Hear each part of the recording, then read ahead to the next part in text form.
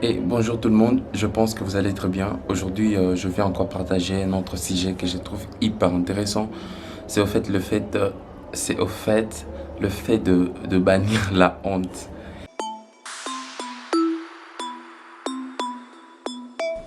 Je veux particulièrement prendre moi mon exemple. Bah, je sais que je ne suis pas du tout un modèle, que je ne suis pas ces genres de personnes qui vendent des rêves, pas forcément vendent des rêves, mais qui disent aussi certaines choses qui sont véridiques. Mais oui, je vais dire quelque chose qui est véridique. Je vais prendre mon cas. C'est quelque chose que c'est une qualité au fait que je trouve en moi. Bon, quitte à savoir que c'est une qualité, mais moi je pense que c'est une qualité. Et c'est quelque chose que j'apprécie bien chez moi, que je ne trouve pas forcément chez d'autres personnes, surtout chez mes frères et sœurs, chez mes amis. Quand il s'agit vraiment d'un travail qui me passionne, d'un travail qui me tient à cœur, quelque chose qui m'inspire, je n'ai jamais eu honte de demander de l'aide. Je n'ai jamais eu honte d'aller chercher, de contacter les gens, de, de remuer ciel et terre. Je n'ai pas peur de faire ça. Comme dit la chanson d'Amel Bent, viser la lune, ça me fait pas peur. Bon, si ça fait peur, mais j'arrive toujours à bannir cette peur-là, à enlever cette peur, à m'extirper de la peur et de la honte. J'arrive toujours à le faire. C'est quelque chose que je trouve très intéressant que beaucoup de gens parfois ne mettent pas en pratique. Moi, même avant de publier mon roman, L'appel du bonheur, en tout cas j'en parle toujours dans mes vidéos, mon roman est disponible sur Amazon, voilà, partout dans le monde en format Kindle et en format broché, vous pouvez le commander. On ne sait pas, peut-être que je vais me mettre déjà à bosser sur le format audio, ça serait intéressant. Avant que je puisse... déjà, quand j'écrivais mon roman, je pensais déjà à la promotion, j'avais déjà listé de personnes qui peuvent potentiellement m'aider afin que mon œuvre puisse vraiment avoir, comment dire, de l'ampleur. Et j'avais contacté des gens. J'ai contacté celui-là, j'ai acheté même des sacs à main à d'autres personnes, j'ai frappé sur des portes, j'ai envoyé un tas de mails et de mails, des centaines de mails. Je le fais. Et oui, je connais les rejets. J'ai connu les rejets, ça, je dois le dire, je connais les rejets. Et beaucoup de gens ne m'ont jamais répondu. Il y avait de ceux qui m'ont répondu, mais qui m'ont promis de m'aider. J'ai insisté, j'ai rappelé, j'ai renvoyé, j'ai dit je vais même payer l'argent, je vais faire ce qu'il faut. Mais ils ne m'ont jamais répondu. Je connais les rejets.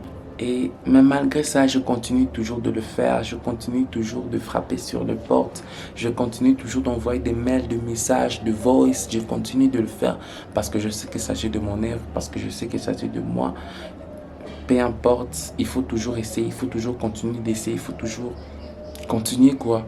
Alors il ne faut pas s'arrêter, c'est quelque chose de très important. Vous allez connaître les rejets, c'est pas un problème, si c'est un problème, il faut toujours se relever. Vaut mieux essayer quelque chose au lieu de s'asseoir et puis être emprisonné par la peur et puis se dire tiens, ça, je ne sais pas si ça va marcher, je ne sais pas si il va accepter, je ne sais pas.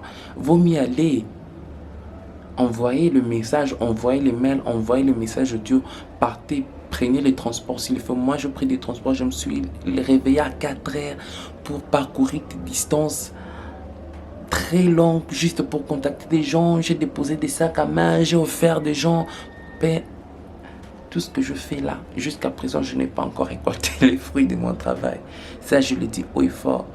Mais il y a toujours ces sentiments-là qui m'animent, qui me disent, Bob, tu dois encore essayer, tu dois encore essayer, tu dois encore t'élever, tu dois encore faire ceci, tu dois encore envoyer les gens, contacter, faire ceci. Demande celui-là, même si peut-être avec par ton canal, ça n'a pas marché. Peut-être par les canaux de l'autre personne, ça va marcher. Fais ceci, fais cela. Je pense que c'est très encourageant. Je ne sais pas, mais je kiffe aussi le faire. Bizarrement, même si je n'ai pas les résultats escomptés, je continue de le faire. Il faut bannir la honte, guys. Il faut bannir la peur. Vivre dans la peur, c'est vivre emprisonné. C'est vivre dans une case. Alors, il faut briser les barreaux et puis aller briser le barreau et puis tout défoncer, quoi. C'est quelque chose de très important dans la vie. Il faut toujours essayer, il faut toujours continuer. même bien avant mon roman, parce que avant, je voulais vraiment, comment dire, je voulais que ça soit un film. Donc j'avais commencé par les scénarios, les scripts, tout ça. Je contactais des gens, j'envoyais des mails. Il y en a de ceux qui m'ont traité d'irrespectueux, de ceux qui m'ont donné des rendez-vous, nous nous sommes vus. Et puis au bout, ça n'a pas abouti. Il y en a, en fait, j'ai connu le rejet, l'insuccès, mais il y a toujours quelque chose qui me pousse à continuer ça, je ne sais pas pourquoi. Et je voulais dire aux gens, continuez. Peut-être avec moi ça n'a pas marché, mais peut-être avec vous ça va marcher, on ne sait pas, chacun avance selon son fuseau horaire, chacun avance la façon dont la vie lui conduit, quoi. Et il faut bannir la peur, il faut bannir la honte, il ne faut jamais avoir peur. Si la peur c'est tout à fait naturel, c'est tout à fait naturel de ressentir la peur, c'est quelque chose de très humain. Mais il faut les bannir, quoi. Il faut s'extirper. Et c'est très très très important de faire ça. Je vais prendre même l'exemple d'aujourd'hui. Je me suis dit, tiens, je dois tourner cette vidéo. Mais regardez les conditions dans lesquelles je tourne cette vidéo. C'est désastreux, ces conditions. Regardez d'abord mon fond. À me connaître, je ne suis pas quelqu'un qui peut tolérer ça. Je suis minutieux sur tous les détails. Quand il s'agit d'un travail qui me passionne, quand il s'agit d'un travail qui me tient à cœur, j'ai mis vraiment les petits plats dans le grand. Mais je me suis dit, s'il faut continuer à chercher cette perfection-là, cette excellence à tout prix, je ne risque de ne rien faire. Je ne risque de ne tourner aucune vidéo.